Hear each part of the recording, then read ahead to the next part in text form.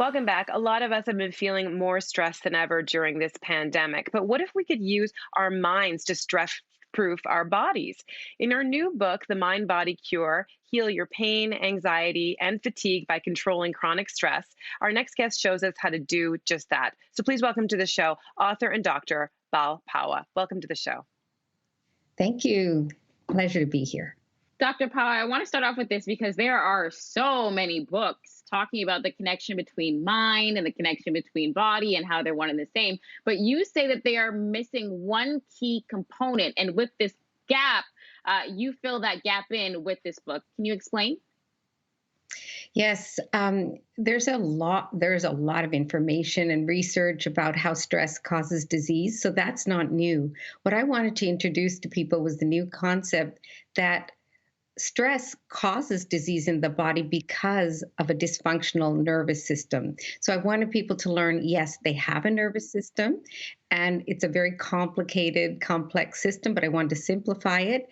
And two, that they have some control over this nervous system and they can actually regulate their nervous system and make it work for you rather than against you. So that was the whole premise of the book. Well, in the book, and that also as you're in your work as a doctor, you take a really integrative approach to medicine. How does that compare to what people might normally see from their doctors? The integrative approach, it just means putting the body together. And as doctors, when we went through training, we learned all about the human body. And the human body is this wonderful, beautiful machine that works as a unit, not just a sum of its parts. So integrative medicine looks at how the body works together, going to the root cause and integrating, for example, the mind and the body, rather than just break it up into symptoms. And the nervous system, which I talked about just now, is a very integral part of creating the connection between the mind and the body. So you talk about then adopting the integrative approach. Does this mean that you are not subscribing to the interventional approach when it comes to medicine? That's a good question. No, not at all. In fact, I want people to know that the current model of healthcare is what we call an intervention model. So when you go to a doctor, you go to the emergency room, you're given an intervention, a medication, some kind of procedure. And we definitely need that. We need our doctors.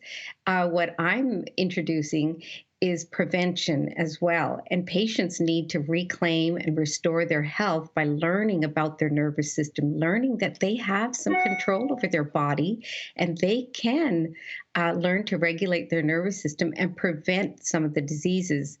Many symptoms, 75 to 80%, which is an astonishing figure.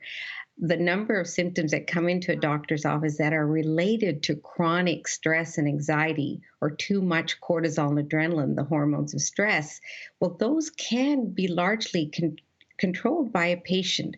And if I could teach people how to take control of their nervous system, I think that would be a great service to our medical healthcare system.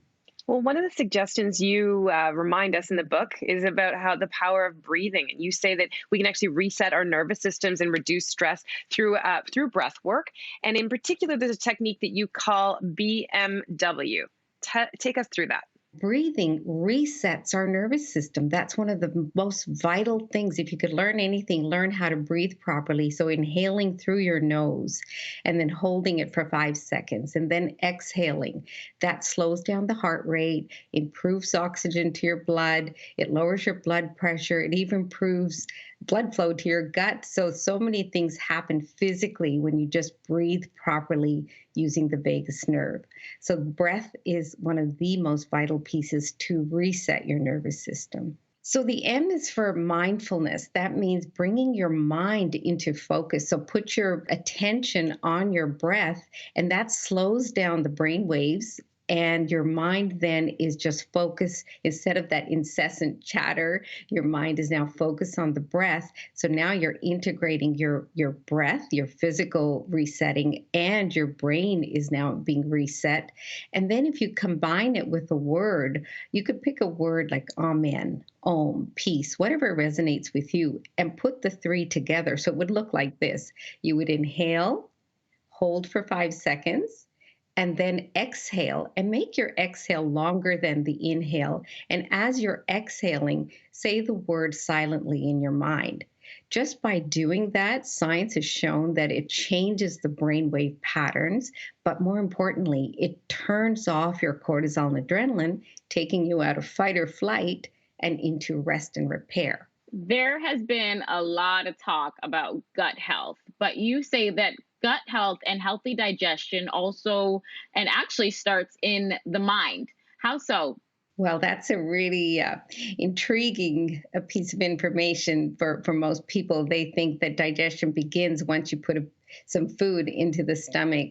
But in fact, if you go way back to the Pavlov conditioning, where the dogs were conditioned to hear a bell and then they would begin to salivate. And you know yourself, if you had a great piece of cheesecake, just thought alone, you think, oh, that cheesecake was so awesome, and your mouth waters. So just by thought alone, you turned on your digestion.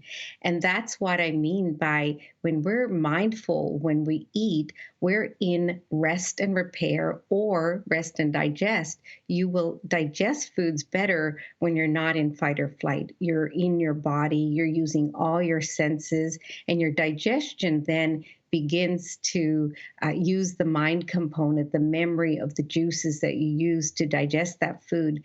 So our brain is actually not just in our head, it's in our gut as well. A lot of us now working from home, we can be sitting for hours at a time.